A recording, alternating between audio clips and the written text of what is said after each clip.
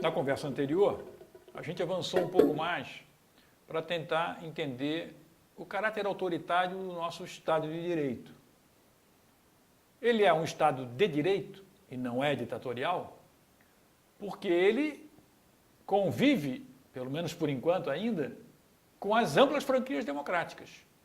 O direito de voto, a gente vai à rua e pode reclamar dele, a internet, por enquanto, não é controlada, há uma imprensa livre no país, a gente pode ir às ruas se manifestar contra aquilo de que não gostamos. Então, há um conjunto de franquias democráticas que o Estado de Direito respeita, tem que conviver com elas. Mas ele é autoritário porque ele está atravessado por facções.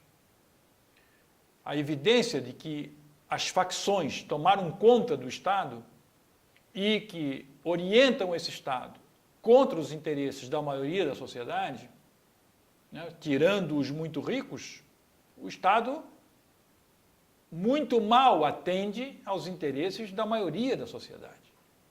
Essa estrutura de conflito entre um Estado de direito autoritário e uma vibrante sociedade democrática, que nós estamos vendo nas ruas nessa campanha eleitoral, essa contradição se instalou. Por quê? Porque é muito difícil continuar a manter esse padrão de desigualdade e, ao mesmo tempo, ouvir a população e deixar que a população reclame aberta e livremente. Nós temos dois caminhos. Ou nós enfrentamos o problema da desigualdade e começamos a alterar a dinâmica do Estado, ou nós temos que amarrar a sociedade, domesticá-la, impedi-la de reagir, de se manifestar. Porque se ela puder continuar se manifestando, a situação tem que mudar. Ela não pode continuar. Então nós estamos numa situação em que ou nós escolhemos um caminho para tentar construir um Estado de Direito democrático, ou nós vamos escolher um caminho que é aumentar o grau de autoritarismo do Estado de Direito ou até ficar sem ele num Estado ditatorial.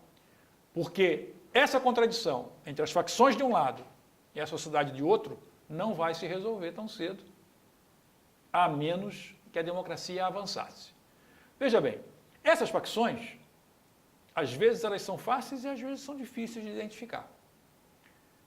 No lado da política, é mais fácil de enxergar. Por quê? Porque a gente vê logo, os partidos que vieram da ditadura se juntaram com os partidos que vieram da democracia e compuseram os mais diferentes tipos de governo, mas sempre atendendo aos interesses deles. Interesses que eu chamo de facciosos. Um exercício faccioso dos poderes institucionais. Por quê? Faccioso porque separado, porque apartado dos interesses da maioria da sociedade. Mas, às vezes, essas facções não são tão visíveis. Vamos pegar o exemplo da Lava Jato. No Rio de Janeiro, o juiz da Lava Jato é o Dr. Marcelo Bretas. Ele, digamos, foi o ponto mais alto da equipe que desbaratou a facção chefiada pelo Sérgio Cabral, o ex-governador. E o Marcelo Bretas pôs o Sérgio Cabral na cadeia. Esse mesmo Marcelo Bretas, cuja esposa também é juíza, o casal morando em imóvel próprio, usando as brechas legais, conseguiu para o casal, não um, mas 2 auxílios moradia. Essa é uma conduta facciosa. Que as brechas legais permitem, e mais, que o Supremo protege, porque o ministro Fux despachou no Supremo favoravelmente a manutenção do auxílio moradia. Agora, quando a gente olha a situação com essa distância, seja na conversa anterior, seja na conversa que nós estamos fazendo agora, quando a gente observa esse conjunto de movimentações facciosas, mais e menos explícitas, mais e menos danosas, mas todas danosas ao interesse público, quando a gente observa que o próprio Supremo Tribunal Federal abriga comportamentos facciosos, você há de comigo que é um pouco ridículo pretender resolver esse tipo de problema armando um cabo e um soldado e mandando fechar o Supremo, né? É um pouco mais complicado, depende de uma arregimentação de forças na sociedade em prol da democracia para nós oxigenarmos esse Estado.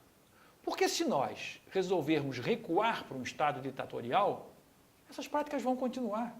Porque é evidente que um ditador, para se sustentar, ele precisa se apoiar na máquina que vai restar na mão dele, para se contrapor à sociedade.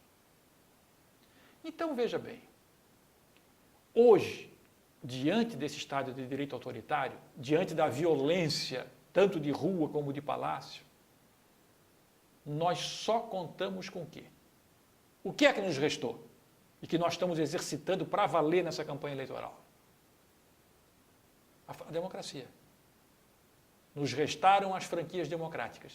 E, no entanto, olha o paradoxo. Tudo o que nos restou foi a democracia. E o que está mais ameaçado nessa eleição é a democracia. Dá o que pensar. Vamos conversar mais na próxima conversa.